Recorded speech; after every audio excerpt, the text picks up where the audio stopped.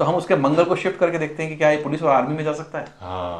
मालूम पड़ता है वो जा सकता है, और कुछ समय बाद वो ग्रेजुएशन करता है, एनसीसी लेता है, वॉटेवर, मालूम पड़ता है वो लेफ्टिनेंट बन गया व्यक्ति। कई बार ज्योतिषों के लिए अतिशयोक्ति बात होती है, इसको अच्छा ज्योतिष लोग मानते हैं। जो आपके कान सुनना चाहते हैं, यदि सामने वाला बोल दे तो वो ज्योतिष आपके लिए अच्छा हो जाता है। शादी के समय लाखों रुपए लोग खर्च कर रहे हैं और हजारों रुपए खर्च कर रहे हैं आजकल प्री वेडिंग शूटिंग पे। राइट। फिल्मी दुनिया की तरह एकदम लड़का लड़की जाते हैं अलग अलग लोकेशंस पे, हीरो हीरोइन की तरह खींच के आते हैं। और मैं उनसे पूछता हूँ जब सेपरेशन वाले केसेस आते हैं कि क्या 5 बार भी इस वीडियो को देखा, ईमानदारी से वो कहते हैं नहीं सर 2-3 बार देखा, बना था तब शादी के समय, एक आध बार बाद में, 5 बार भी नहीं देखा है, और आप सेपरेट होने की सोच रहे कुछ सालों बाद। तो मैं कहता हूँ कि अपने रिलेशनशिप पे इन्वेस्टमेंट कीजिए। वो इन्वेस्टमेंट आप किसी व्यक्ति को नहीं देते हैं, खुद के रिलेशनशिप के लिए कर रहे हैं।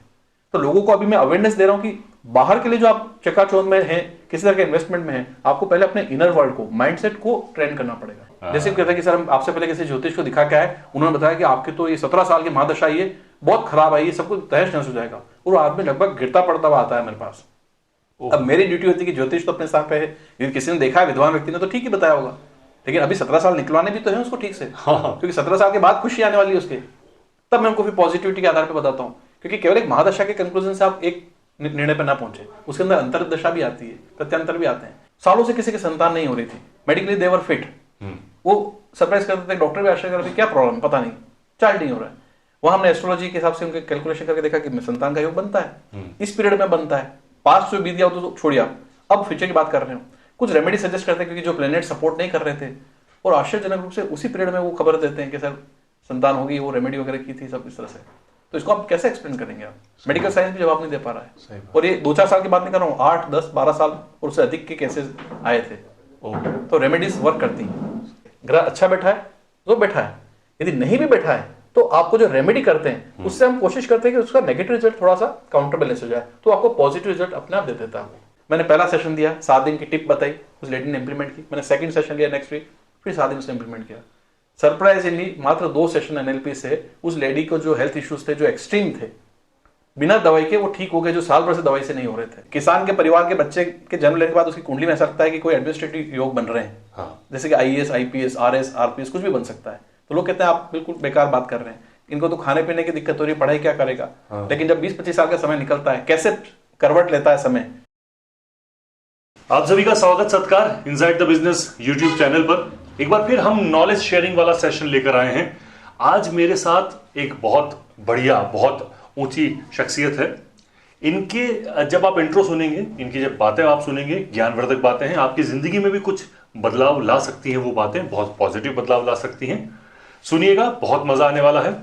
चलिए मैं इंट्रोडक्शन करवाता हूं आज के हमारे गेस्ट का। आप हैं doctor Rakshit Ameta, professor of chemistry, Pacific University Udaipur में, टोटल सोल्यूशन समाधान के फाउंडर डायरेक्टर हैं और कस्तूरी सेवा समिति के एनजीओ के प्रेसिडेंट हैं। सर बहुत बहुत स्वागत है आपका हमारे साथ। नमस्ते, थैंक यू। सर आज हम एस्ट्रोलॉजी पे बात करने वाले हैं। आज हम बात करने वाले हैं आज के समय में जो डिप्रेशन आ रहा है, जो लोगों को एंजाइटियां हो रही हैं, हम बात करने वाले हैं वास्तु पर। तो लेकिन सबसे पहले हम थोड़ा सा पुरानी हमारा जो ज्ञान है, पुराना हमारा जो हम कहें कि हमारा मैनुअल है, वो जी हर चीज को चलाने का एक मैनुअल होता है। हम क्या व्यवहार करेंगे, हमारी जिंदगी कैसी होगी, किस मोड़ से गुजरेगी, ये सभी बातें होती हैं एस्ट्रोलॉजी में। जी, ज्योतिष शास्त्र जिसे कहते हैं, वो छोटा मोटा नहीं, बहुत बड़ा शास्त्र है। तो ये क्या है, ये कैसे काम करती है? जी, एस्ट्रोलॉजी, वास्तु, इन सब्जेक्ट्स को भी मैंने थोड़ा साइंटिफिक मैनर में ही लोगों तक पहुंचाने की कोशिश की है, क्योंकि साइंस का स्टूडेंट रहा हूं, साइंस का टीचर हूं। तो ऑफ कोर्स जब इन ट्रेडिशनल सब्जेक्ट्स को भी मैं साइंटिफिक तरीके से लोगों को समझाता हूं तो कभी कभार कुछ लोगों को आपत्ति भी लग सकती है, लेकिन मेरा उद्देश्य एक ही होता है कि व्यक्ति को खुले दिमाग से, खुले विचारों से किसी सब्जेक्ट को समझना चाहिए। और हम सबका इंटेंशन एक ही है कि सामने वाला जिस प्रॉब्लम के साथ आया है, जिस प्रश्न के साथ आया है, कौन सा बेहतर उत्तर देकर किस तरह से हम उसकी प्रॉब्लम को सॉल्व कर सकते हैं, वो मेरा एक एंगल रहता है।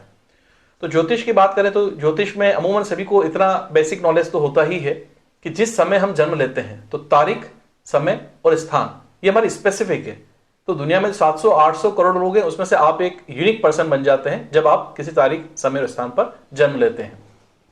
उस समय ब्रह्मांड में जो ग्रहों की स्थिति है उसी के कैलकुलेशन से हमारा हॉरोस्कोप जन्म कुंडली बन जाता है। जन्म कुंडली के साथ साथ बहुत सारी चीजें और भी कैलकुलेट की जाती हैं, लेकिन अमूमन यह माना जाता है कि वह जो एक जन्म कुंडली बन चुकी है वह उसका स्पेसिफिक है। जैसे हमारा थंब इंप्रेशन और हमारा रेटिना यूनिक है करोड़ों लोगों में, इसी तरह से वह जन्म कुंडली भी आपकी यूनिक हो गई है। और ज्योतिष की गणना के अनुसार आपके जीवन में आगे आने वाले अनेक घटनाओं को आप पहले ही एडवांस में कैलकुलेट कर सकते हैं। यह अपने आप में एक ज्योतिष का एक उपयोगिता है, उसका इंपॉर्टेंस है। सर कुछ लोग है ना कहते हैं कि नहीं नहीं हम तो नहीं मानते, ये तो अंधविश्वास है, ग्रह हमारे लिए कैसे काम करेंगे, हम मेहनत करेंगे तो सब कुछ होगा। लेकिन क्या ये सच में काम करती है? मेरा ऐसा मानना है कि हर विषय की अपनी इंपॉर्टेंस होती है जी। कई बार हम किसी विषय को न समझ पा रहे हो तो वो उस विषय की महत्ता कम नहीं हो रही है, हमारी लिमिटेशन है। तो मेरा एक लोगों को सिंपल सा एग्जांपल देना होता है, क्योंकि कई बार क्योंकि मैं एक ही प्लेटफॉर्म पर ज्योतिष वास्तु जैसे ट्रेडिशनल सब्जेक्ट यदि सर्विसेज दे रहा हूं, तो वहीं पर मैं लाइफ कोचिंग एनएलपी जैसे साइंटिफिक सब्जेक्ट भी ला रहा हूं, इनका कॉम्बिनेशन भी यूज कर रहा हूं। तो लोगों का प्रश्न होता है कि हम आप तक प्रॉब्लम लेके आए हैं, आप ज्योतिष के माध्यम से तो ये कह रहे हैं कि जिंदगी की सभी घटनाएं निर्धारित हो जाती हैं, तो हमारे पुरुषार्थ का फायदा क्या है? फिर हम पुरुषार्थ क्यों करें जब वो घटना पहले से निर्धारित है? तो मुझे उनको ये समझाना पड़ता है कि जिस प्रकार से आपके मोबाइल में एक वेदर फोरकास्ट का एप्लीकेशन है, आप उसको देख के मालूम कर लेते हैं कि अगले 24 घंटे में भारी बारिश की चेतावनी है। हाँ। आप में और हमारे में किसी में काबिलियत नहीं कि हम उस बारिश को रोक सकते हैं। राइट। लेकिन उस नॉलेज, वेदर फोरकास्ट के नॉलेज का इस्तेमाल करके यदि आपको जाना आवश्यक है तो आप रेनकोट छाता लेके जाएंगे साथ में और अपने आप को प्रोटेक्ट करेंगे। तो दोनों चीजें डिफरेंट है। बारिश का होना निर्धारित है, आप उसको रोक नहीं सकते हैं, ये ज्योतिष का पार्ट है। राइट। और फिर भी आपको जाना आवश्यक है तो आप जाइए, उस नॉलेज का इस्तेमाल कीजिए। पुरुषार्थ आपको करना ही है, बाहर जाना है, रास्ते में शायद ड्राइविंग ध्यान से करनी पड़ेगी, आपको सावधानी से जाना पड़ेगा, ये आपका पुरुषार्थ का पार्ट है। और आप रेनकोट छाता लेके गए उस नॉलेज के कारण से, तो आप गीले होने से कुछ हद तक बच गए। तो ये दोनों का कॉम्बिनेशन है एक्चुअली। केवल आप यदि डेस्टिनी के भरोसे छोड़ देंगे जिंदगी को तो भी परिणाम नहीं मिलेंगे, और केवल पुरुषार्थ को ही करेंगे। मान लीजिए मैं सुबह से शाम तक इस दीवार को धक्का देता रहता हूं, शाम को आके आप मुझे कंक्लूजन देते कि सर आपने तो कुछ काम नहीं किया। राइट। आप भले पसीना पसीना मुझे देखेंगे, लेकिन आप कहेंगे 1 इंच भी दीवार खिसकी नहीं, इसका मतलब आपने कुछ काम नहीं किया। मैं बताऊंगा मैंने पुरुषार्थ बहुत किया है, लेकिन दीवार तो खिसकी नहीं, परिणाम नहीं मिला। कई बार ज्योतिष वहां हेल्प कर देती है। प्लेनेटरी कंडीशंस देख के हम या तो किसी फील्ड के लिए या किसी पर्टिकुलर उसके क्वेश्चन के अकॉर्डिंग बता पाते हैं कि कहाँ अप्रोप्रिएट गुंजाइश थी जहां उसके रिजल्ट मिल सकते हैं। तो दोनों का इस्तेमाल हम करने की कोशिश करते हैं। सर आपने प्लेनेटरी कंडीशन की बात करी। हम कई बार सुनते हैं कि यार ये ग्रह शुभ है, ये ग्रह अशुभ है, ये अगर इस घर में बैठा होता तो शुभ होता। ये शुभ अशुभ क्या है? मतलब क्या ये फिक्स होते हैं या इन्हें कभी बदला भी जा सकता है? क्योंकि कुछ लोग कहते हैं लग्न कुंडली है तो फिक्स है। एक ये लग्न कुंडली भी एक मेरा सवाल रहेगा कि क्या है। तो अपन पॉइंट टू पॉइंट चलते हैं। शुभ अशुभ ग्रह क्या होते हैं, क्या इन्हें बदला जा सकता है, और लग्न कुंडली क्या है? जी। क्योंकि सर देखिए मैं ऐसा मानता हूं कि मेरे देखने वाले ज्योतिष शास्त्र में एकदम जीरो हैं, तो आप हमें बच्चों की तरह समझाइए। जी जी। पहले हम बात करते हैं शुभ अशुभ ग्रह की। जी। जैसा कि मैंने कहा कि किसी भी व्यक्ति के जन्म लेने के समय तारीख, समय, स्थान निर्धारित है। आपके और हमारे पास चॉइस नहीं थी कि हमें किसके घर में जन्म लेना है, किस तारीख को लेना है, किस समय लेना है। ये किसी चॉइस किसी के पास भी नहीं है। कोई आत्मा किसी पेरेंट्स के माध्यम से संसार में आती है शरीर लेकर। तो भगवान को यदि हम अस्तित्व मानते हैं या ब्रह्मांड का, प्रकृति का मानते हैं, तो उस बच्चे का आना निर्धारित था उस समय एक तरह से। उसके आने पे जो जन्म कुंडली बन गई वो यूनिक हो गई है और लाइफ लॉन्ग उसकी कैलकुलेशन उससे की जा सकती है। अब मान लीजिए जिस समय उसके पास चॉइस तो है नहीं बच्चे के पास कि मुझे कब जन्म लेना है, कोई ग्रह शुभ बैठ गए, कुछ ग्रह अशुभ बैठ गए, तो ये आपके पास चॉइस नहीं है, वो ऑटोमेटिक वहां बैठ गया है। अब उससे निर्धारित जो भी कैलकुलेशन है वो भी कहीं ना कहीं तय हो जाती है। मान लीजिए किसी का कद छोटा है, किसी का कलर कॉम्प्लेक्शन डार्क है, तो ये हमारी चॉइस नहीं थी। पेरेंट्स लंबे थे, फेयर कलर के थे, ये भी चॉइस नहीं है। लेकिन उसके साथ हमको कैसे अच्छा जीना है ये नॉलेज हमको गेन करना है। तो जहां तक रही बात आपके प्रश्न की कि शुभ अशुभ, तो वो चीजें होती हैं, क्योंकि ज्योतिष में बताया दिया, कैलकुलेशन में बताया जाता है कि कौन सा ग्रह किस पोजीशन में स्ट्रांग है, कौन सी राशि में वो उसका स्ट्रांग है, कहां वो वीक है, ये चीजें निर्धारित हैं। तो उसका इंपैक्ट तो आएगा ही आएगा, पहली चीज। लेकिन दूसरा प्रश्न मेरा पुरुषार्थ वाला पार्ट होता है कि मान लीजिए कोई चीज अच्छी है तो जो अच्छी बात है, लेकिन जो चीज उसकी नेगेटिव है उसी को तो इंप्रूव करना आपका काम है। Right right. आप किसी ऑफिस में जाते हैं, एक अधिकारी है जिससे आपकी बहुत अच्छी पटती है, और वो आपका काम तत्काल कर देता है, तो वो तो नेचुरल हो रहा है, उसमें क्या दिक्कत है? आपकी लर्निंग कहाँ है कि आपके परिवार के किसी सदस्य का झगड़ा किसी अधिकारी से हो गया, या आपका कभी कुछ सालों पहले किसी से झगड़ा हो गया, अब आपका काम बढ़ा उससे, अब वो आपसे नेगेटिव होकर बैठा हुआ है क्योंकि उसका पुराना अब आपका आज का वर्तमान का काम प्रभावित कर सकता है। तब आपको उसको कैसे डील करना है, यही लर्निंग है। और लग्न कुंडली भी वही है कि कुंडली में अलग अलग तरह के चार्ट बनाए जाते हैं। लग्न कुंडली हमारी मूल जन्म कुंडली ही है, वो बेसिक रोल प्ले करती है।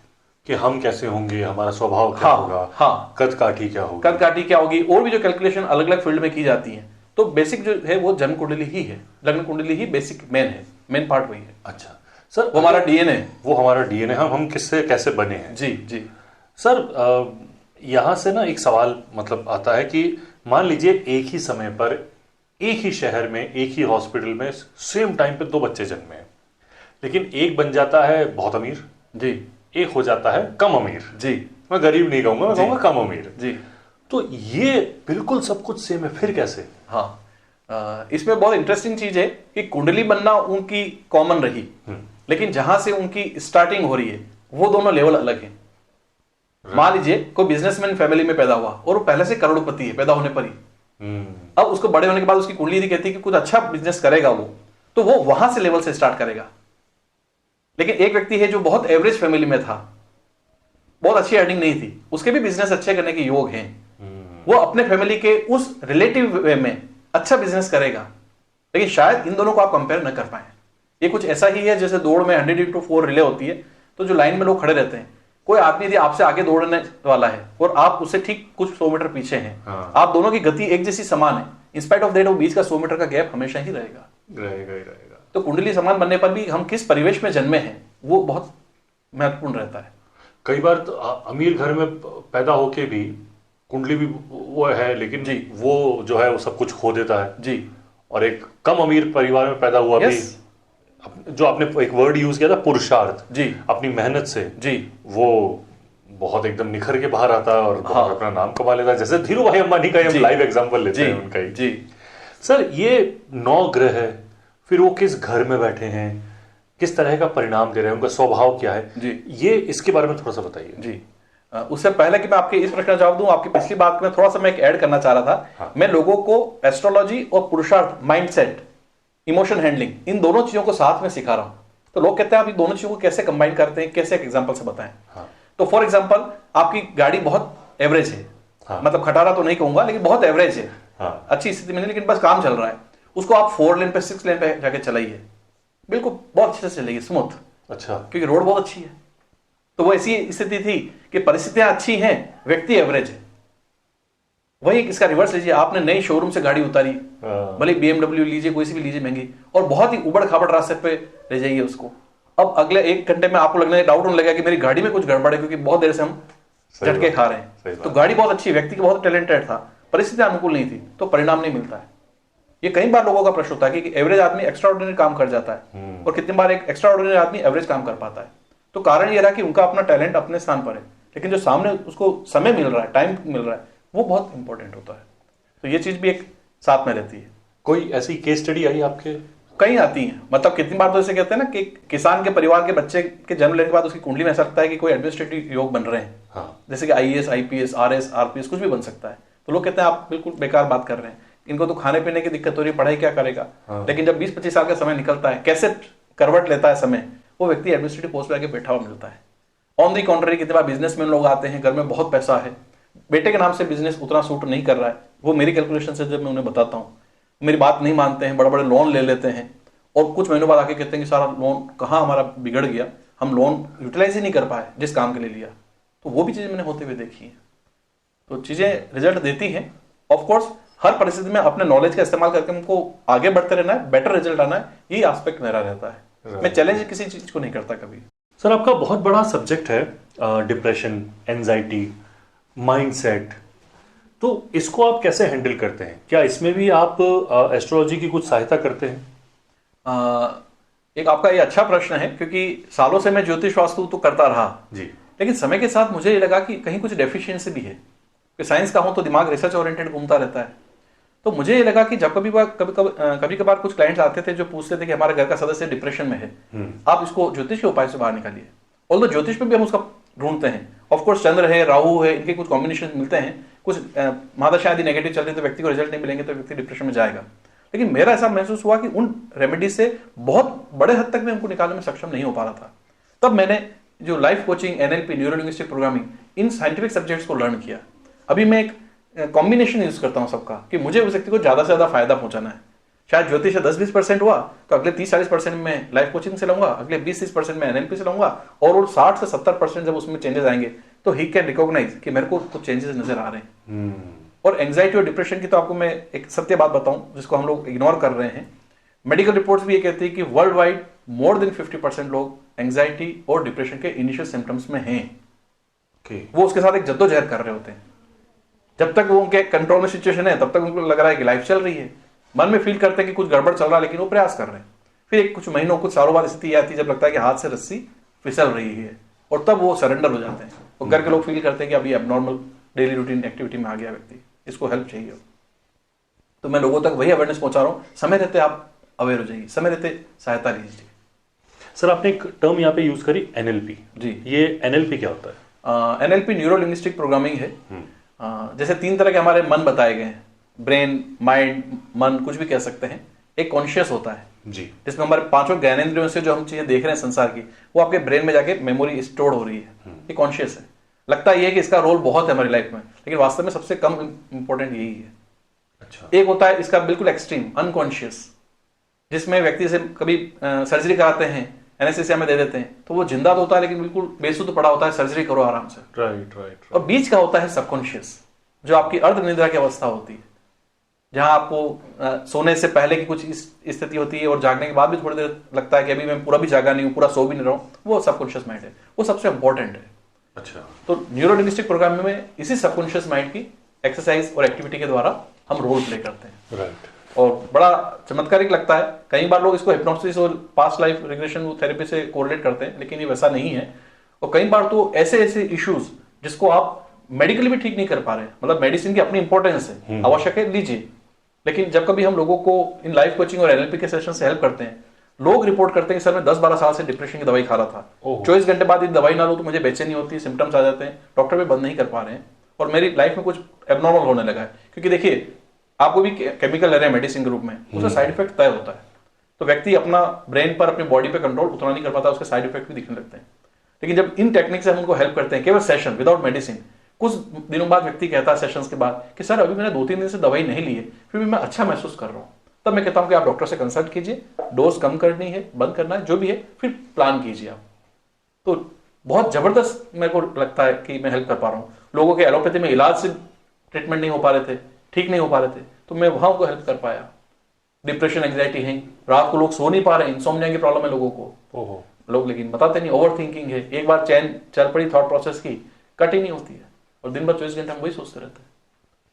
सर कुछ, जैसे आपने एनएलपी का नाम लिया, कुछ ऐसी बेसिक, बहुत बेसिक, बाकी तो आप एक्सपर्ट हैं, लोग आपके पास आएंगे, उसके फिर आगे स्टेप्स में जाएंगे, कुछ बहुत बेसिक कोई इसमें एक्सरसाइज होती है जो आप लोगों को बता पाए? जैसे आपने ओवर थिंक की का नाम लिया, ओवर थिंकिंग लगभग हर आदमी कर रहा है, सोचता ही रहता है, आप समय भी कुछ ऐसा ही है जी। तो इसमें कुछ बेसिक एक्सरसाइज जो आदमी अपने लेवल पे कर पाए, उसका कोई हार्म भी ना हो जी। एक तो सबसे पहले है कि हमारी लाइफ स्टाइल सबकी चेंज हो गई है। राइट। गाड़ी को हम सब चलाते हैं 40, 60, 80 जहां तक भी चला सकते हैं, जैसे रोड की स्थिति, जैसे गाड़ी की स्थिति, जैसे हमारी स्किल है तब तक। हाँ। लेकिन वो स्पीड घातक हो जाती है जब आपको लगता है कि अब मेरी गाड़ी कंट्रोल में नहीं रही। तो ओवर थिंकिंग होना नॉर्मल चीज है, लेकिन उस एक्सटेंट तक हो जाना कि आपकी डेली रूटीन एक्टिविटीज को, आपके परफॉर्मेंस को वो इंपैक्ट कर रही है, तो वो अलार्मिंग सिचुएशन है। हाँ। और जहां आपने पूछा कि मैं बेसिक क्या चीज कह सकता हूं, तो केवल इसमें यह है कि आप अपने आप को ही एक अच्छे फॉर्म में विजुअलाइज करें, ये एक बेसिक चीज है। अदरवाइज तो क्या होता है, बहुत स्पेसिफिक हमको चूज करना पड़ता है।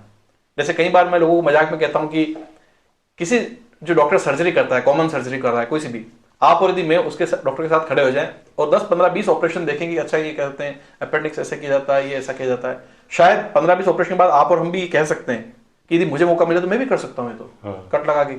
तो क्या उस व्यक्ति ने 10 साल ऐसे भी बिगाड़े हैं क्या? सही बात। एमबीबीएस किया, इंटर्नशिप की, पीजी किया, सब किया, फिर उसके बाद उसने सीख करवाया है। तो हर सब्जेक्ट की अपनी नॉलेज एक जर्नी है, और स्टेप बाय स्टेप उतारना पड़ता है। कई बार दूर से खड़े होकर आपको देख के लगता है कि तैरना इतना सरल है, मैं भी कर सकता हूँ, बस पैर तो हिलाने हैं। हाँ, केवल पैर ही तो हिलाने हैं, लेकिन बिना किसी कोच की सहायता के यदि आप पानी में कूद गए तो अपनी जिंदगी को खतरे में डाल रहे होंगे। तो इसलिए कुछ चीजें बताने में एकदम से भी इसलिए नहीं कह सकते कि भी आप इस चीज को इंप्लीमेंट कर लें, शायद वो उस व्यक्ति के लिए अप्रोप्रिएट ना हो, अभी वो इस लेवल पे ना हो कि उस चीज को अंडरस्टैंड कर पाए, इंप्लीमेंट कर पाए।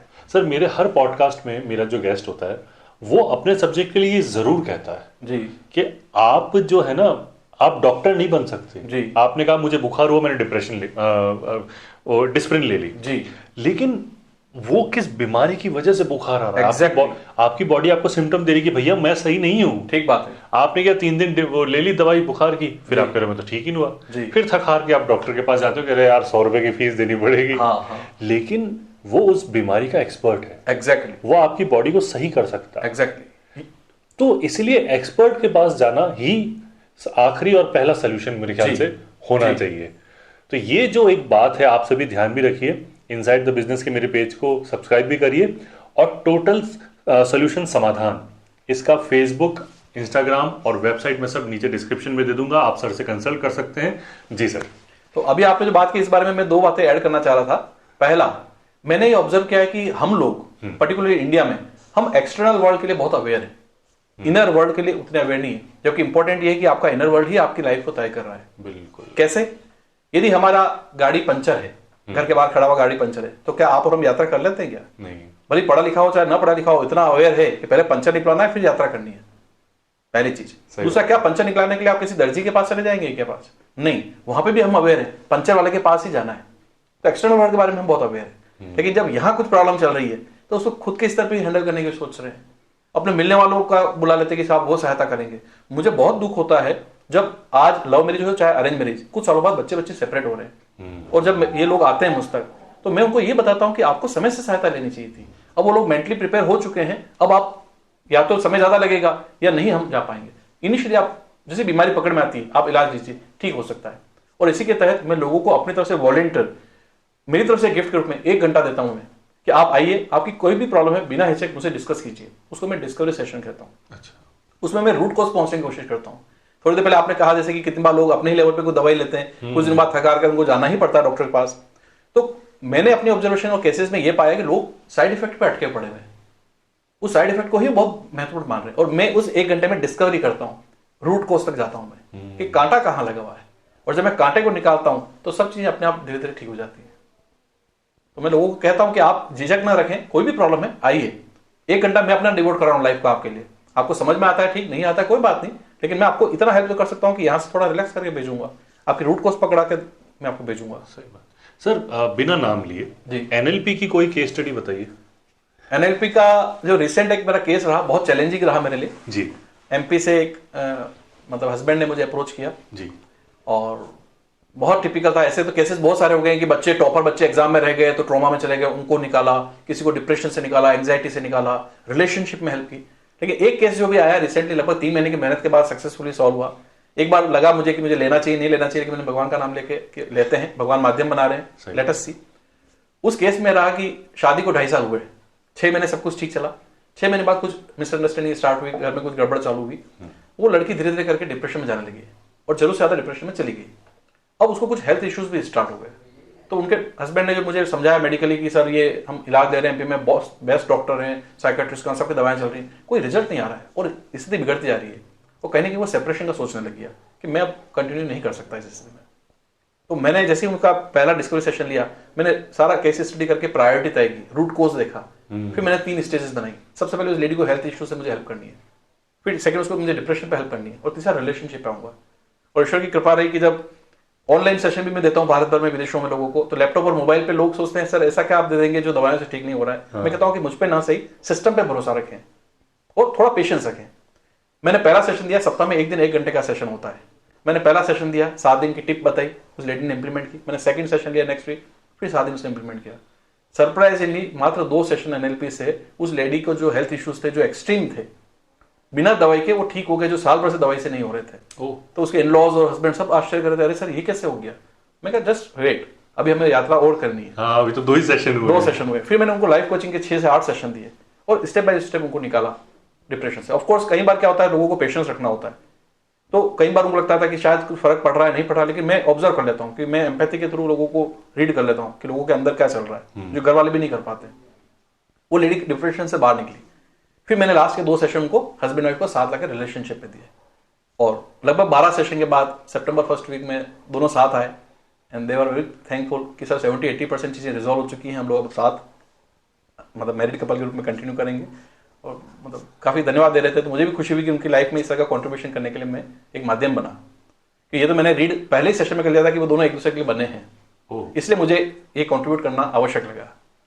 सर जैसे ये जो कपल थेरेपी मैं इसको मानता हूँ कि आपने करी है जी, तो क्या कई बार ऐसा होता है कि आप किसी रास्ते पे स्टक हो जाते हैं, फिर आप, क्योंकि आप एस्ट्रोलॉजी भी एक्सपर्ट हैं, वास्तु भी देखते हैं, तो क्या आप किन्हीं चीजों को और दूसरी चीजों को भी इसमें एंटर करते हैं, उसकी हेल्प लेते हैं? यस, इसी केस में जो अभी मैं बता रहा था, एमपी का केस था, इसमें मैंने एस्ट्रोलॉजी की भी कुछ रेमेडी सजेस्ट की। अच्छा। कि जो प्लैनेट्स हमारे हाथ में नहीं है, जो इनके मैरिड लाइफ को थोड़ा डिस्टर्ब कर रहे हैं, उस बच्ची की हेल्थ को कुछ इंपैक्ट कर रहे थे, उसकी भी रेमेडीज बताई। तो सब तरह से करता हूँ। कई बार हम किसी एक इंडिपेंडेंट डॉक्टर को दिखाने के स्थान पे एक मल्टी स्पेशलिटी हॉस्पिटल जाना पसंद करते हैं, क्योंकि वहां यदि आप गए तो कार्डियो की बीमारी के लिए थे, हार्ट की, लेकिन आपको डायबिटीज भी है, आपको न्यूरो की भी प्रॉब्लम है, आपको स्किन की प्रॉब्लम भी हो सकती है, कुछ और भी हो सकती है, तो वहां सारे डॉक्टर्स अवेलेबल है। सब आके एक ही टेबल पे चर्चा करेंगे आपके केस की स्टडी और अकॉर्डिंगली मेडिसिन सेलेक्ट करेंगे जो ज्यादा अप्रोप्रिएट होगी। तो यहाँ मुझे हेल्प मिलती है सारे सब्जेक्ट्स के कॉम्बिनेशन की। फिर आप समझते भी हैं कि हाँ इसकी वजह से ये हो रहा है, इसकी वजह से ये हो रहा है, इसकी रेमेडी थोड़ी बढ़ा दो, ये भी थोड़ा रुको। राइट सर, मेरा एक सवाल जो बीच में रह गया था कि ये जो 9 ग्रह हैं ये हमें क्या क्या देते हैं? जैसे चंद्रमा हमें हमारे मस्तिष्क को कंट्रोल करता है, गुरु हमें ज्ञान दे रहा है, शुक्र हमें लग्जरी दे रहा है।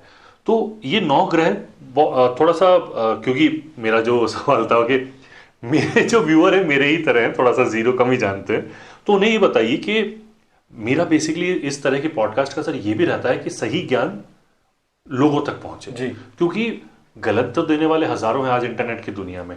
तो ये 9 ग्रह क्या हैं, उनके प्रभाव क्या होते हैं, और एक आपने बताया कि चाल होती है इनकी, है ना, उनका एक समय होता है, रोटेशन होता है, तो वो कैसे हमें अफेक्ट करते हैं? क्योंकि आपने अभी मेडिकल का नाम लिया जी। कई बार मैंने पढ़ा है, जो थोड़ा बहुत मैंने 2-4 पन्ने पढ़े हैं ज्योतिष के, उसमें यह है कि अगर आप शायद चंद्रमा की अमावस्या पर, मैं ये तो नहीं कहूंगा कि पागल खाने, लेकिन मेंटल हॉस्पिटल जो होते हैं उसमें मरीज थोड़े से ज्यादा करने लग जाते हैं, और जैसे पूर्णिमा आती है तो वो थोड़े से शांत हो जाते हैं। डॉक्टर भी इस हिसाब से उनको दवाइयां देते हैं फिर कि इस वक्त अच्छी असर करेगी, इस वक्त कम असर करेगी। सवाल ये है कि 9 ग्रह क्या हैं, उनके स्वभाव क्या हैं, और वो हमें कैसे इफेक्ट करते हैं? ठीक बात। जैसे कि आप पृथ्वी के बारे में जानते हैं जी, कि पृथ्वी अपने एक्सिस पे भी घूम रही है और साथ ही साथ सूर्य के भी चक्कर लगा रही है, तो 2 तरह की इसकी गति है। हाँ। ऐसे ग्रहों का भी है, हर ग्रह की अपनी एक गति है जिसके आधार पे वो जल्दी अपना कंप्लीट करता है, क्योंकि कुंडली में जो हमारे 12 गर्भ हैं उसमें से हर 360 एंगल हो गया टोटल, एक भाव 30 डिग्री का हो गया, तो जिसकी स्पीड फास्ट होगी वो 30 डिग्री को फास्ट क्रॉस करके निकल जाएगा। हाँ। इसका उस राशि को जल्दी क्रॉस करेगा। फिर औसत होगा, कोई स्लो होगा, तो जैसे शनि भगवान है तो 2.5 साल उनको लगता है किसी राशि में। तो आपका जो प्रश्न था कि किसी ग्रह का अच्छी राशि में बैठना या उसका जो भी किस तरह से क्या रहता है कंक्लूजन में, तो मैं इसको इस तरह से भी देखता हूँ कि मान लीजिए मेरा कद छोटा है, मैं 3-4 इंच यदि लंबा होता तो थोड़ा सा अच्छा दिखता है, तो मैं अपने कद को लंबा नहीं कर सकता हूँ, लेकिन मैं 3-4 इंच के जूते पहन लेता हूँ थोड़ा सा बड़े, और मैं वो फीलिंग कर लेता हूँ कि भाई मैं थोड़ा सा काम कर पा रहा हूँ, दिखने में ठीक लग रहा हूँ, मेरा कॉम्प्लेक्शन बहुत फेयर नहीं है, लेकिन मेरे को बाकी दिनों में दिक्कत नहीं, लेकिन जब पार्टी में जाना है तो थोड़ा सा मेकअप कर लेता हूँ। तो यहाँ पे भी यही है कि ग्रहों को आप नहीं बदल सकते। ग्रह अच्छा बैठा है तो बैठा है, यदि नहीं भी बैठा है तो आपको जो रेमेडी करते हैं उससे हम कोशिश करते हैं कि उसका नेगेटिव रिजल्ट थोड़ा सा काउंटर बैलेंस हो जाए, तो आपको पॉजिटिव रिजल्ट अपने आप दे देता है वो। तो कौन सा ग्रह किस चीज के लिए जिम्मेदार है? यूं तो अलग अलग है, बहुत सारा स्कोप निकाल सकते हैं। जैसे आपने भी चंद्रमा की बात की थी, उसी से मैं कोरिलेट करता हूं। ऐसा माना जाता है कि चंद्रमा मन का कारक है जी। आपने केवल अमावस का, लेकिन मैं इसमें फर्दर ऐड करूंगा कि ज्यादातर सुसाइड के केसेस अमावस और पूर्णिमा पे देखे जाते हैं। ये चंद्रमा की दोनों एक्सट्रीम सिचुएशंस हैं, एक में चंद्रमा दिख ही नहीं रहा है, एक में चंद्रमा पूरा दिख रहा है, तो मन से जुड़ी हुई चीज होगी। और मेरा ऐसा ऑब्जर्वेशन रहा है, बहुत ज्यादा मैंने इसको स्टडी नहीं किया है, कि अमावस पे जो व्यक्ति सुसाइड करेगा वो अपसेट होकर करेगा, दुखी होकर करेगा, डल होकर करेगा, और पूर्णिमा पे जो करेगा वो एक्साइटमेंट में करेगा, जो शायद कोई आदमी डेयर नहीं कर सकता है, वो उस एंगल से एक्साइटमेंट में आके सुसाइड करेगा। घटना सेम है, लेकिन उस समय जो इमोशंस हैं, एक बहुत लो होके करेगा, एक एक्साइटमेंट में आके करेगा। ये मेरा अंतर देखने में आया। बाकी गुरु का है, बुद्ध का है। सिंपल यदि हम बात करें तो गुरु से नॉलेज का मालूम पड़ जाता है व्यक्ति का, बुद्ध से बिजनेस का लोग कोरिलेट कर लेते हैं, शुक्र से लग्जरियस लाइफ और ये एंटरटेनमेंट इसका देख लेते हैं, शनि से ऑयल लोहे का इस तरह से देख लेते हैं, और राहु केतु को अपना इंपॉर्टेंस है। सूर्य है तो वापस वो अग्नि से संबंधित है, तो रेस्टोरेंट के लिए लोगों को बताया जाता है। मंगल का शुरुआत में मैंने बताया, पुलिस, आर्मी, केमिकल्स, डॉक्टरी, ये सब पढ़ाई रहती है। तो इस तरह से इन सब का अलग अलग है, लेकिन किसी एक ही ग्रह को देखकर भी हम कंक्लूजन नहीं निकाल पाते कई बार। उसके और भी कॉम्बिनेशन किन राशियों में बैठे हैं। Right right right right right, ये है सर। अच्छा सर, एक अब क्योंकि वास्तु भी एक बहुत इंपॉर्टेंट एस्पेक्ट है, वास्तु क्या है और क्या ये हमारी जिंदगी को उतना इफेक्ट करता है जितना इसके बारे में कहा जाता है? जी, जैसा शुरुआत में मैंने मेंशन किया, केमिस्ट्री का प्रोफेसर हूं, हर चीज को साइंटिफिक तरह से समझता हूं जी। वास्तु को मैंने ये समझा कि वास्तु पुरुष को बताया गया कि हमारे घर पे उनका रहता है। जिस तरह से आप इसको नॉर्थ ईस्ट में उनका सिर है, तो साउथ वेस्ट में उनके पांव है, इस तरह से लेटा हुआ वास्तु पुरुष को माना गया है। फिर अकॉर्डिंगली सारे कॉम्बिनेशन बताए गए कि जो दिशाएं हैं, 4 दिशाएं बेसिक होती हैं, उसके बाद इनको हमारे ईशान, आग्नेय, नैऋत्य और वायु कोण, ये सारे और ऐड किए गए। बहुत सारी इसमें टिप्स बताई जाती है, बहुत सारा नॉलेज दिया जाता है। लेकिन मैंने एक चीज ऑब्जर्व की कि किसी का घर 100% वास्तु से बना दीजिए, फिर भी इसकी लाइफ में सब कुछ अच्छा होगा, ऐसा मेरे देखने में नहीं आया। राइट। और किसी का वास्तु अच्छा नहीं भी है, फिर भी उसकी लाइफ में कुछ अच्छा हो सकता है। तो वहां मेरे को दोनों चीजों का कॉम्बिनेशन करना पड़ता है। वास्तु का नॉलेज अपने आप में बहुत इंपॉर्टेंट है, उसको आप इग्नोर नहीं कर सकते। वास्तु को मैंने सिंपल सा एक जो सरल शब्दों में कहूं तो एनर्जी का, वैसे सारी सब्जेक्ट्स एनर्जी का ही खेल है। Positive energy, negative energy. यदि आप नेगेटिव एनर्जी के इर्द गिर्द है तो नेगेटिव चीज फील करेंगे, रिजल्ट्स भी बैठ से आएंगे। आपको शिफ्ट होना है पॉजिटिव एनर्जी की तरफ, चाहे ज्योतिष हुआ, चाहे वास्तु हुआ, चाहे दूसरे साइकोलॉजिकल सब्जेक्ट्स हुए, सब आपको एक जर्नी कराते हैं नेगेटिव से पॉजिटिव की तरफ। तो वास्तु में भी मैंने यही चीज देखा कि जो उसमें नियम बताए गए हैं, क्योंकि हमारे ऋषि मुनियों का जो नॉलेज उसका मैं बहुत बड़ा पक्षधर हूँ, मैं बहुत बड़ा एडवोकेट हूँ। कई बार जाके स्कूल कॉलेजेस में टॉक देता हूँ तो मैं बताता हूँ कि नॉलेज को आप इग्नोर मत कीजिए जब तक आप समझ ना लें। सही बात। तो वास्तु की रेमेडीज अपने आप में बहुत महत्वपूर्ण होती हैं। हाँ। और अकॉर्डिंगली कई बार आप जब उसका इस्तेमाल करते हैं तो पॉजिटिविटी को बढ़ा रहे होते हैं। मैं सिंपल सी बात कहूँ कि अभी आप और हम पंखे के नीचे बैठे हैं, हाँ। तो उस पंखे की हवा का हम आनंद ले पा रहे हैं। उसी पंखे को 6 फीट शिफ्ट कर दीजिए अपने कमरे में, अब आप बैठे तो नीचे ही हैं, हाँ। लेकिन आप कह रहे हैं मुझे हवा नहीं आ रही है, क्योंकि आपने लोकेशन उसकी बदल दी। तो घर में कहाँ से प्रकाश आना चाहिए, हवा आनी चाहिए, कहाँ वजन रखना चाहिए, कहाँ हल्का रखना चाहिए, इन सबके नियम बनाए हुए हैं। तो जहां यथासंभव हो कीजिए, लेकिन यदि कुछ % कम भी हो जाए, हाँ। तो उसको रिग्रेट मत कीजिए, क्योंकि हमारा माइंड क्या है, पॉजिटिविटी को कम ग्रेस्प करता है, नेगेटिविटी को बहुत जल्दी करता है। किसी व्यक्ति को एक बड़े से कागज पे किसी पेन या पेंसिल से स्पॉट लगाइए और पूछिए कि आपको क्या दिख रहा है। ज्यादातर लोग कहेंगे हमें वो स्पॉट दिख रहा है, मैं कहूंगा पूरा कागज नहीं दिख रहा आपको इतना बड़ा। तो जिंदगी में आपके बहुत कुछ अच्छा है, आप शायद उस पर केंद्रित नहीं होते, आप उसी पे होते हैं जो आपको नेगेटिविटी की तरफ ले जाता है। तो वास्तु में कई लोग मुझे बुलाते हैं, मैप दिखाते हैं, आकर किसी घर में बहुत परेशानी है, आप वास्तु देखिए, विजिट के लिए बुला लेते हैं। हाँ। अभी रिसेंटली किसी व्यक्ति ने बुलाया, विजिट करने के बाद मैंने कहा घर में 5-6 कुछ चीजें हैं, मैंने बताई, सजेस्ट किया, लेकिन ओवरऑल कंक्लूजन था कि घर मुझे अच्छा लगा, मुझे एनर्जी पॉजिटिव फील हुई। देन ही कंक्लूडेड कि सर आप बिल्कुल सही कह रहे हैं, घर तो बहुत अच्छा है, हम खुश हैं यहाँ पे। तो मैंने कहा प्रश्न आपका क्या था? कि सर बिजनेस जैसा चाह रहा हूँ वैसा नहीं चल रहा है। तो मैंने कहा घर का वास्तु दिखाकर आप बिजनेस को कैसे कोरिलेट कर रहे हैं? तो मैंने कहा मेरी तरफ से आप गिफ्ट लीजिए, आपने घर का बुलाया, मैंने घर का वास्तु देखा है, अब मैं आपकी कुंडली भी देखूंगा पहला, कि शायद वास्तु ठीक है, कुंडली में कुछ कॉम्बिनेशन हो, और दूसरा मैं आपके मकान या दुकान का वो वास्तु भी आके देखूंगा कि वहां का वास्तु हमें देखना है कि वहां के आधार पे आपका था। घर में तो आप अच्छा महसूस कर रहे हैं, क्योंकि पैसा तो बिजनेस से आ रहा है। यस। तो वो घर के वास्तु में अटके हुए थे, किसी ने कह दिया होगा कि जब से आप इस घर में शिफ्ट हुए हैं तब से आपकी गड़बड़ हो रही, बस पकड़ लिया उन्होंने इस वाक्य को कि जब से आप उस घर में शिफ्ट हुए। मैंने कहा इन चीजों को आपस में मिक्स मत कीजिए। तो मैं लोगों को, फिर आपने उनके बिजनेस का वास्तु देखा? नहीं, अभी वो ड्यू है मेरा जाना। अच्छा। मैंने उनकी कुंडली अवश्य स्टडी की, और ऑफकोर्स उसमें मुझे कुछ दिखा ऐसा जो मैंने उनको रेमेडी सजेस्ट की है। लेकिन देखिए यदि रात आई है तो आपके मेरे चाहने से उजाला अपने आप नहीं होने वाला है, आपको वेट करना है। लेकिन फिर भी आप बेचैन हो रहे तो लाइट जला लीजिए, कमरे में उजाला कर लीजिए। सर क्या बहुत अच्छी बात कही आपने, यही एक प्रयास है। बहुत बहुत बढ़िया बात कही कि आपकी जिंदगी में अंधेरा तो रहेगा, हाँ, पूरे ब्रह्मांड में अंधेरा ही है, वो तो एक सूरज है जो सबको उजाला दे रहा है। एक धुरी पे घूम रही है धरती, एक रात आएगी जी, घोर अंधेरा भी होगा और उसके बाद जो उजाला होगा। एक साइक्लिक प्रोसेस है। कई बार मैं लोगों को एकदम से बड़ा कंक्लूजन नहीं देता हूँ। जैसे कहता है कि सर हम आपसे पहले किसी ज्योतिष को दिखा के आए, उन्होंने बताया कि आपके तो ये 17 साल की महादशा ये बहुत खराब है, ये सब कुछ तहस नहस हो जाएगा, और वो आदमी लगभग गिरता पड़ता हुआ आता है मेरे पास। अब मेरी ड्यूटी होती है कि ज्योतिष तो अपने स्थान पे है, यदि किसी ने देखा है विद्वान व्यक्ति ने तो ठीक ही बताया होगा, लेकिन अभी 17 साल निकलवाने भी तो है उसको ठीक से, क्योंकि 17 साल के बाद खुशी आने वाली है उसके। तब मैं उनको फिर पॉजिटिविटी के आधार पर बताता हूँ, क्योंकि केवल एक महादशा के कंक्लूजन से आप एक निर्णय पर ना पहुंचे, उसके अंदर अंतरदशा भी आती है, प्रत्यंतर भी आते हैं। फिर उनको मैं पॉजिटिविटी देता हूँ कि जो नेगेटिविटी है उसके लिए क्या हम रेमेडी करें, कौन सा पीरियड पॉजिटिव आएगा, कब वो कुछ कन्वर्जन चाह रहे हैं, सारा बात करते हैं। तो व्यक्ति जाते थे थोड़ा सा वापस अपने पाँवों पर खड़ा होकर जाता है हिम्मत से कि सर आपने ठीक किया, मेरे को बताया, तो अब मैं तैयार हूँ फाइट करने के लिए। वही मेरा काम है। सर हमारे समाज में ना कोई भी हम जब भी शुभ कार्य करते हैं चाहे जब बच्चा पैदा ही हो रहा है उससे उस समय उसकी कुंडली बनती है, हम अगर शादी कर रहे हैं तो मैच मेकिंग होता है, कुंडली देखी जाती है। हर शुभ कार्य करने से पहले हम कुंडली देखते हैं जी। तो कुंडली देखना कितना जरूरी है? क्या हम उस किसी काम को टाल सकते हैं, और अगर कुंडली में सही है तो क्या हम उस कार्य को कर सकते हैं? ऐसा इतना कुछ होता है इसमें? जी, क्या ये इतनी पावरफुल है? एग्जैक्टली हर चीज का नॉलेज अपने आप में इंपॉर्टेंट होता है। जी। जैसे मैं कहूं कि क्या हम अपने माँ बाप को बदल सकते हैं क्या? नहीं। आपके माँ बाप जो हैं वो हैं, आप स्वीकार करें ना करें, वो माता पिता हैं ही, बायोलॉजिकल पेरेंट्स की बात कर रहे हैं हम। राइट। तो इसी तरह से जब व्यक्ति जन्मा तो तारीख, समय, स्थान उसके हाथ में नहीं था, तो कुंडली जो बन गई वो बन गई। अब जो उसकी कैलकुलेशन वो तय हो चुकी है। ज्योतिष में कभी कभार मुझे लगता है कि जैसा आपने कहा कि हम अच्छा देखने का प्रयास करते हैं, तो वो तो ऑफ कोर्स है। जैसे मैं कहूं कि खरीफ और रबी की फसल का जैसे कैलकुलेशन लोग जानते हैं, किसान लोग। हाँ।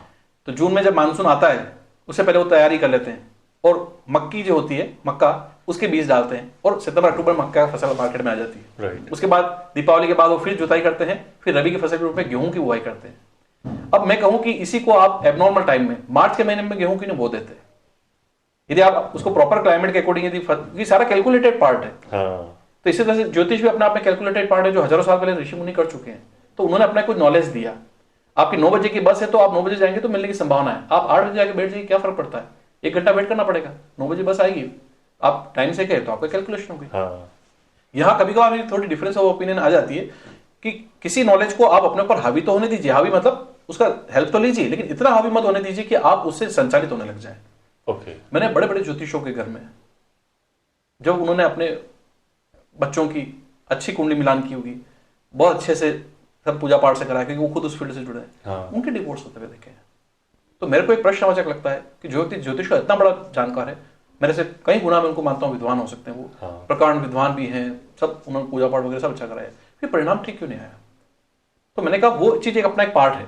जैसा कि मैंने बताया कि फसल के लिए आपको क्लाइमेट पता है कि वो फेवरेबल है, तब आप फसल बोइए, अच्छी फसल होगी। यदि एडवर्स सिचुएशन में आप बोएंगे, फसल शायद बेकार होगी या नहीं होगी एक्सपेक्टेड। तो ये कैलकुलेशन करना ठीक रहा, लेकिन वहीं साथ में कुछ दूसरी चीजों की सहायता भी लेनी चाहिए जो आपके माइंडसेट पे काम करती है। कि समय के साथ लोगों को दूसरी हेल्प भी चाहिए, भले हम उसको दरकिनार करते हैं कि हम मानते हैं जब तक अच्छा है हम होशियार हैं। हर इंसान होशियार है दुर्घटना से पहले। राइट। दुर्घटना होने के बाद हीरो से जीरो हो जाता है। राइट। राइट। तो हर चीज की अपनी इंपॉर्टेंस है। तो मुहूर्त देखना, ये सब चीजें अच्छी हैं। तो उसका सिंपल एग्जांपल ये आप माने बस का, कि आपको यदि लोकल बस से नहीं जाना है 9 बजे वाली से, आपको एक्सप्रेस से जाना है, आपने टाइम टेबल देखा कि 10 बजे आ रही है, आप 10 बजे चाहिए, 10 बजे चले गए। तो यहाँ पर भी कैलकुलेशन का पार्ट है, उसको अपन डिनाई नहीं कर सकते। और ऑफकोर्स हर इंसान कोई भी काम करके हो रहा है क्योंकि कुछ अच्छा परिणाम चाहिए, खराब परिणाम के लिए कौन काम करता है? कोई। सही तो बात। मुहूर्त का, कुंडली मिलान का की अपनी इंपॉर्टेंस है। हाँ। लेकिन साथ ही मैं आजकल लोगों को दूसरी चीजों के लिए भी अवेयर कर रहा हूँ, जो उनका माइंडसेट है, उनके इमोशंस है। तो इन दोनों का कॉम्बिनेशन हमको यूज करना है। राइट। आपने एनएलपी पे बहुत अच्छी चीजें बताई, वो भी आप यूज करते हैं। राइट सर, जैसे हम डॉक्टर के पास जाते हैं तो हमें दवाइयाँ देता है बीमारी के लिए। हम जब भी किसी भी एस्ट्रोलॉजर के पास जाते हैं तो कुछ अंगूठियां पहनाते हैं, कुछ उपाय बताते हैं, कुछ अपने अपने तरीके से सब कुछ उपाय करवाते हैं जी। तो ये जो रेमेडीज हैं जी, ये हमें कितना बचा पाती है? कि भाई बुरा समय तो आ रहा है, कई बार हमने लोगों को कहते सुना कि एक्सीडेंट हुआ, उंगली टूटी जी, हो सकता था हाथ टूट जाए जी, देखा मैंने ये कहा था ये कर लिया तुमने। तो मैं मानता हूं कि हाँ कुछ ना कुछ तो ऐसी पावर होगी ऊपर जो बैठी है जी। ये रेमेडीज कितना काम करती हैं और किस तरह से बदलाव लाती है? क्या सच में काम करती हैं जी? रेमेडी काम करती है, ये मेरा भी देखा हुआ है जी। और रेमेडी के एक्सेप्शनल रिजल्ट्स भी मैंने देखे हैं। मतलब छोटे से टॉक में तो उतने एग्जांपल में नहीं कवर कर सकता क्योंकि थाउजेंड्स ऑफ केसेस स्टडी किए हैं जी जी। सालों से किसी की संतान नहीं हो रही थी, मेडिकली देवर फिट, वो सरप्राइज करते थे, डॉक्टर भी आश्चर्य करते थे क्या प्रॉब्लम पता नहीं, चाइल्ड नहीं हो रहा है। वहां हमने एस्ट्रोलॉजी के हिसाब से उनके कैलकुलेशन करके देखा कि संतान का योग बनता है, इस पीरियड में बनता है, पास्ट जो बीत गया तो छोड़िए आप, अब फ्यूचर की बात कर रहे हो। कुछ रेमेडी सजेस्ट करते हैं क्योंकि जो प्लेनेट सपोर्ट नहीं कर रहे थे, और आश्चर्यजनक रूप से उसी पीरियड में वो खबर देते हैं कि सर संतान होगी, वो रेमेडी वगैरह की थी सब इस तरह से। तो इसको आप कैसे एक्सप्लेन करेंगे? आप मेडिकल साइंस भी जवाब नहीं दे पा रहा है। और ये 2-4 साल की बात नहीं कर रहा हूँ, 8, 10, 12 साल और उससे अधिक के केसेस आए थे। तो रेमेडीज वर्क करती हैं। तो रेमेडीज की इंपॉर्टेंस ये होती है, सीधा दवाई की तरफ बात होती है। डॉक्टर कितना भी अच्छा है लेकिन उसकी दी हुई दवाएं यदि आप नहीं खाते हैं तो आप ठीक होने की उम्मीद मत कीजिएगा। कई बार लोग रेमेडी पूछ के चले जाते हैं, यदि रेमेडी नहीं करते तो शायद परिणाम ना मिले। और अतिशयोक्ति में नहीं कहता, कई बार ऐसे क्लाइंट्स भी आते हैं जो कि हम कह सकते हैं कि हम स्वाभाविक रूप से इंसानी हित में भी बहुत सारी सिंपल बातें कह देते हैं जो एक्चुअल हो कह देते हैं, बहुत प्रोफेशनल वे में हम नहीं करते हैं।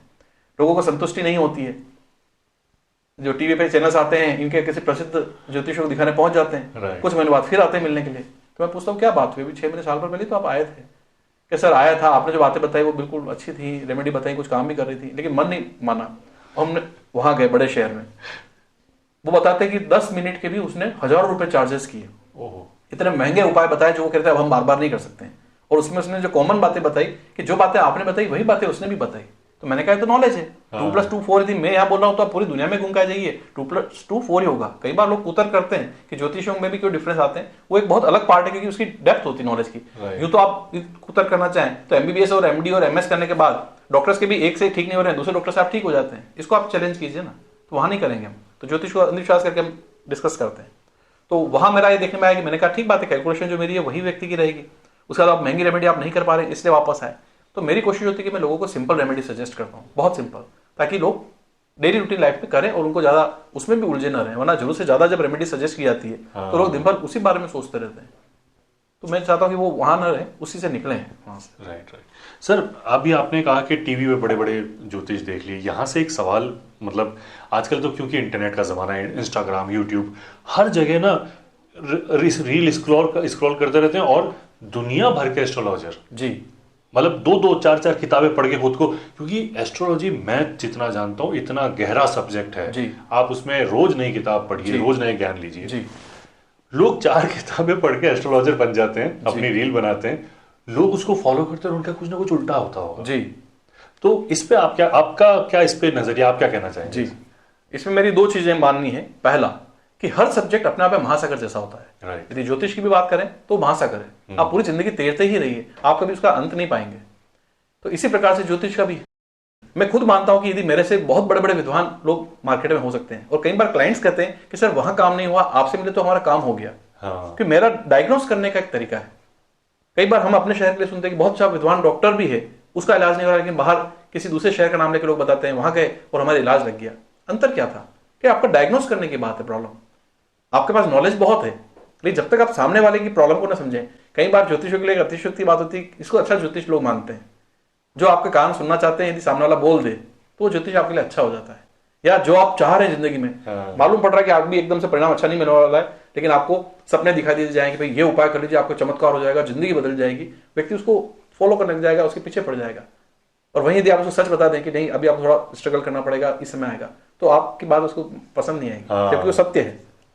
तो यहाँ चीजें देखने में आती मेरे को। तो हर चीज की अपनी एक था, आप कभी नहीं रह सकते, किसी भी सब्जेक्ट को लें एक अनवरत यात्रा ही है। लेकिन जहां आप हैं वहां उस नॉलेज से भी आप किस तरह से लोगों को हेल्प कर सकते हैं, ट्रांसपेरेंसी के साथ, ऑनेस्टी के साथ, यही रोल प्ले करना चाहिए। क्योंकि आपकी कुंडली किस तरह की है जी, हाँ ठीक है, आपका राहु पूरा होगा, आपका मंगल पूरा होगा, लेकिन आपने स्क्रॉल देख लिया कि राहु के ही उपाय करो, हो सकता है आपका उल्टा काम कर जाए। जी, फिर होगा क्या, इन जनरल आप एस्ट्रोलॉजी को बुरा बोल दोगे जी, जबकि वो गलत नहीं थी। जी, आप ही गलत डॉक्टर के पास गए, आपके पैर में दर्द था, आपने कहा सर में सर दर्द की दवाई ले लोगे।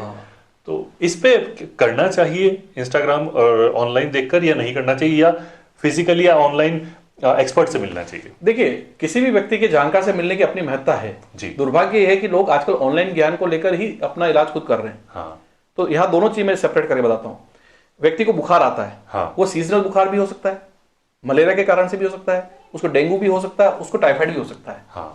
अपने आधार पर नॉलेज लिया और जबरदस्ती लगाया तो वो अर्थ का अनर्थ भी हो सकता है, मतलब अपनी जिंदगी से खिलवाड़ कर सकता है व्यक्ति। लेकिन आपने प्रॉपर डॉक्टर को दिखाया, उसने डायग्नोस कराया, टेस्ट करा के बीमारी पकड़ी, फिर इलाज कराया, जल्दी इलाज मिलेगा आपको, इलाज मिल गया। तो यहाँ केवल अपने ही नॉलेज को हम इंप्लीमेंट कर रहे हैं। तो कई बार लोगों से मैं कहता हूँ, लोग पूछते हैं कि सर आप किस तरह से इस चीज को बताते हैं, तो मैं कहता हूँ कि किसी व्यक्ति ने बहुत सारे वीडियो देखे कि तैरते कैसे हैं, तैरना सीखने के तरीके, बहुत सारे वीडियो देखे सर, मैंने किताब भी पढ़ी सर 100 तरीके तैरना सीखने के, और तैरने में है क्या सर, मैं खड़ा होकर देख रहा हूँ हाथ पैर ही तो हिला रहा है। तो मैंने कहा ठीक है आप कूद के देख लीजिए, और थोड़ी देर बाद उसकी आवाज आती है बचाओ बचाओ करके चिल्लाने की।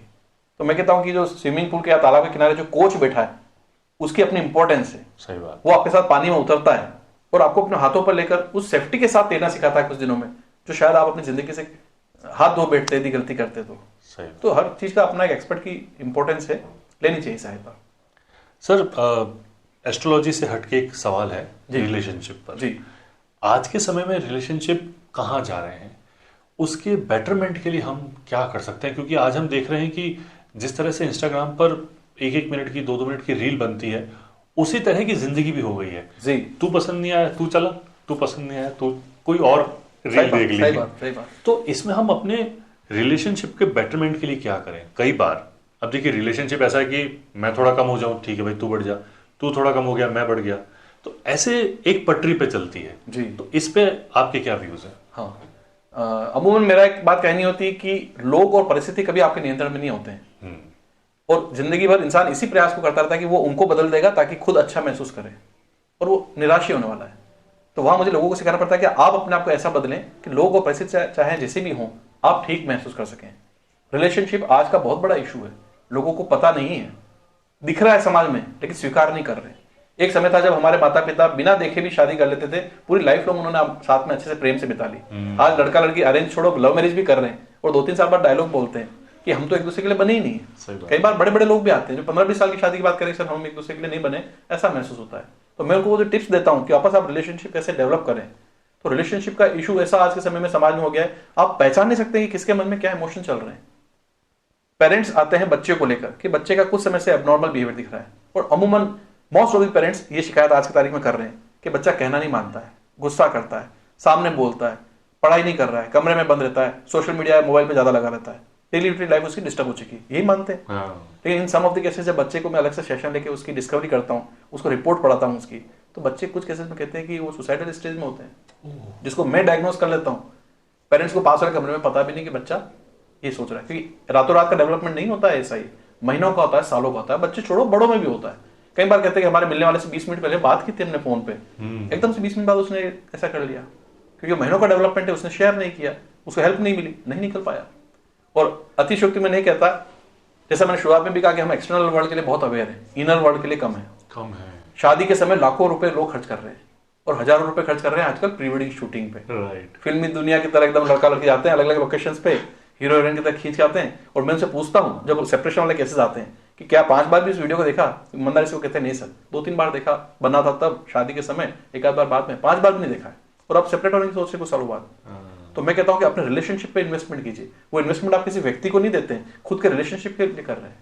तो लोगों को अभी मैं अवेयरनेस दे रहा हूं कि बाहर के लिए जो आप चकाचौंध में हैं, किसी तरह के इन्वेस्टमेंट में हैं, आपको पहले अपने इनर वर्ल्ड को, माइंडसेट को ट्रेन करना पड़ेगा, और वो आपका अपना उपज के लिए है।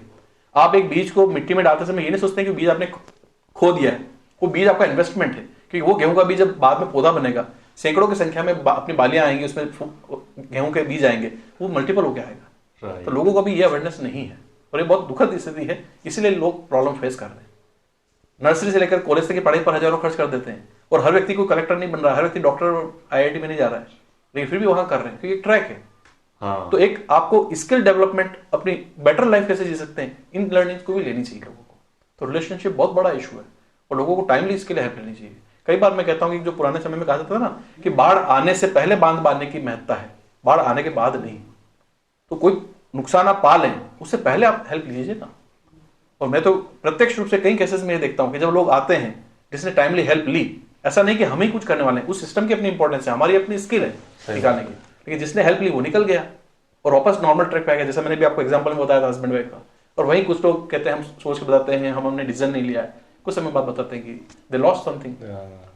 तो ये टाइमली डिसीजन लेना चाहिए, अवेयरनेस अपनी डेवलप करनी चाहिए, लोगों को हिचक नहीं रखनी चाहिए, शेयर करना चाहिए।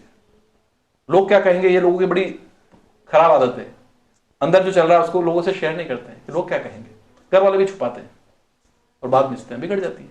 कपड़े को भी थोड़ा फटने पर आप सिलवा सकते हैं, पूरा तार तार हो जाए फिर कोई दर्जी भी मना कर देगा कि साहब इसको मैं नहीं सिल सकता हूँ, और सिल भी देगा तो अच्छा नहीं लगेगा। हाँ, तो आप क्यों इंतजार करते हैं कि जिंदगी उतनी बिगड़ जाए, आपके हाथ से निकल जाए। सही बात। तो समय से सहायता लें। तो यानी हम ज्योतिष की सहायता से हम माइंड सेट से, डिप्रेशन से निकल सकते हैं, हम वास्तु अपना चेक करवा सकते हैं, हम कई कई तरह की रेमेडीज है जिससे हम अपनी जिंदगी को पॉजिटिव और ग्रोथ पे ला सकते हैं। जी।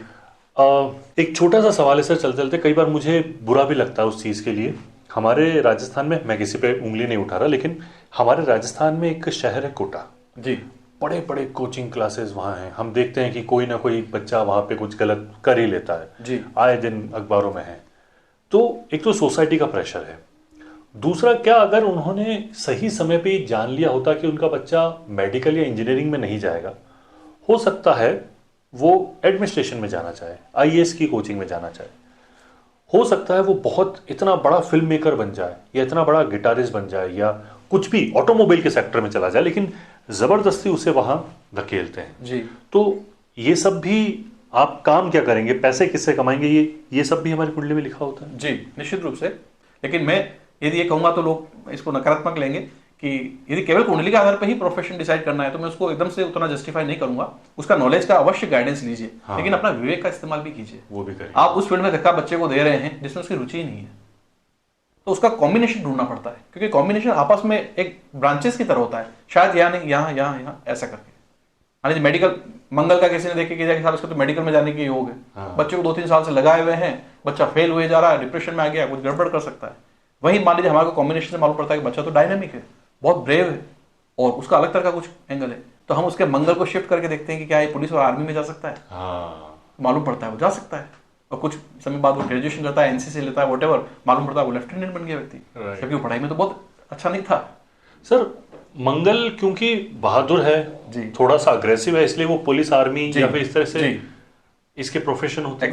एग्जैक्टली। और फिर तो जो आप कह रहे मैंने हैं बताया कि वैरायटी है, वैरायटी है। मतलब कोई व्यक्ति केमिकल लाइन में भी जा सकता है, इंडस्ट्री में जा सकता है, अच्छा। फार्मेसी सब्जेक्ट में भी आपको मंगल के लोग मिलेंगे, केमिस्ट्री के टीचर्स भी हैं, डॉक्टर्स भी हैं, तो एक वैरायटी है। राइट राइट तो राइट। सारे कॉम्बिनेशंस को चेक करना पड़ता है, उसके ऑफकोर्स उसके इंटरेस्ट को भी देखना चाहिए, उसको इग्नोर नहीं करना चाहिए। हाँ। कि ओवरऑल उसी व्यक्ति को वो बनना है, उसी व्यक्ति को लाइफ लॉन्ग उसको निभाना है। तो शादी में केवल कुंडली में ज्यादा गुण मिल गए इस आधार पे शादी मत कर देना। लड़का जिस लड़की को पसंद कर रहा हो उन 2-3 ऑप्शन में से वो भी उतना वेटेज सही दीजिए। बात है। दोनों चीजों का अपना एक, मैं साम्य में मानता हूँ, जिंदगी मेरी पूरी जो है वो साम्य है, एक्सट्रीम भी अच्छा नहीं है, दोनों तरफ का। जैसे गौतम बुद्ध की कहानी में आता है ना कि सितार को इतना भी मत कसिए कि सितार के तार टूट जाए, और इतना भी ढीला मत कीजिए कि बेसुरा बजे, बीच में ट्यून कीजिए। तो लाइफ को मैंने साम्य ही देखा कि जो कुछ भी आपको डिसीजन लेना है बीच में, इन बिटवीन आइए, साम्य में आइए, तो you will get better results. और सर मैं खुद का, जैसे आपने कहा कि हो सकता है मंगल बहुत अच्छा हो लेकिन उधर नहीं जा पा रहा हूँ, तो ये मैं खुद का एग्जांपल भी लेता हूँ कि मैं बचपन में ना कुछ समय तक फाइटर पायलट बनना चाहता था जी, क्योंकि घर वालों ने कहा कि पायलट बहुत अच्छी चीज होती है। बच्चे दूसरी तीसरी क्लास में पढ़ते हैं। जी, फिर धीरे धीरे धीरे दूसरी तीसरी चौथी पांचवी क्लास तक आए तो स्कूल में फंक्शन होने लगे, तो टीचर ने कहा कि चलो गाओ। तो हमें लगा कि यार गाना तो हम गाते हैं, बहुत अच्छी चीज है, हम गायक बनेंगे, हम सिंगर बनेंगे। 2-4 साल में सिंगर बनना चाहता था, लेकिन फाइनली समहाउ मैं हो सकता है ये शुक्र है या भगवान जाने क्या है, मैं आया एंटरटेनमेंट के फील्ड में। जी, मैं 15 साल रेडियो जॉकी रहा, तो मैंने रेडियो जॉकी से कमाया। जी, मेरा बेसिकली काम रेडियो का था जी, लेकिन मैं बनना बचपन में क्या चाहता था, जी, एक्चुअली बना क्या। तो हो सकता है कि वो सही समय आने पर भी जी, वो सब चीजें एक्टिव होती हों। जी, आप जैसे कह रहे थे कि ग्रह एक्टिव हुए हैं, जी, तो हो सकता है कि ये भी एक एग्जांपल हो। निश्चित रूप से हर चीज का अपना एक कॉन्ट्रीब्यूशन होता है उसमें। हाँ, जैसे शेर का बच्चा यदि मेल है तो बचपन से उसके अयाल नहीं आ जाती गर्दन पर, समय रहते जब हैं। समय आएगा तब आएगा, और जैसे फीमेल है उसके पूरी लाइफ में वेट करेंगे तो नहीं आएगा। तो यहाँ पर भी ग्रहों का है। ज्यादातर लोग प्रोफेशन में यही गलती करते हैं, या तो पेरेंट्स से देखकर कि भाई हम नहीं बन पाए थे, समाज में इसका ज्यादा है, इसमें इसको आगे तक का कर दो कि हम नहीं कर पाए तो अब बच्चा करेगा, हम लगाएंगे पैसा। या बच्चा खुद कंफ्यूज होता है, मेरे दोस्त ये कर रहे हैं समाज में या अभी मार्केट में इसका बूम चल रहा है, इस फील्ड में जाते हैं। इन दोनों ही केसेस में लोग चूक कर जाते हैं कि वास्तव में वो किसके लिए बना है। और जैसे मैंने कहा कि हु एम आई की डिस्कवरी बहुत इंपॉर्टेंट है कि आपको देखना चाहिए कि मैं किसके लिए बनाऊं। ठीक है, उसमें भी आप कंपेयर भविष्य में मत कीजिएगा, आप शायद बेटर ट्रैक पे आ जाएंगे, लेकिन किसी को फिर आपने फर्दर कंपैरिजन कर लिया तो आपकी अपनी अपनी डेस्टिनी अलग है। आपसे आगे से उसने दौड़ स्टार्ट की, वो जिस गाड़ी में बैठा है वो 100 की स्पीड पे दौड़ सकती है, आप जिस गाड़ी में बैठे हैं वो 25 की स्पीड पे दौड़ सकती है। अगेन आप कंपेयर करेंगे तो आप अलग अलग डेस्टिनेशन में जाने वाले हैं, लेकिन आप बेटर परफॉर्म करेंगे इसकी संभावना बढ़ जाती है जब आप सारे एंगल्स को देखकर चूज करते हैं। तो ये था आज का सेशन डॉक्टर रक्षित आमिटा जी के साथ में। आई एम श्योर आपको बहुत सारी ज्ञान की बातें सुनने को मिली होंगी।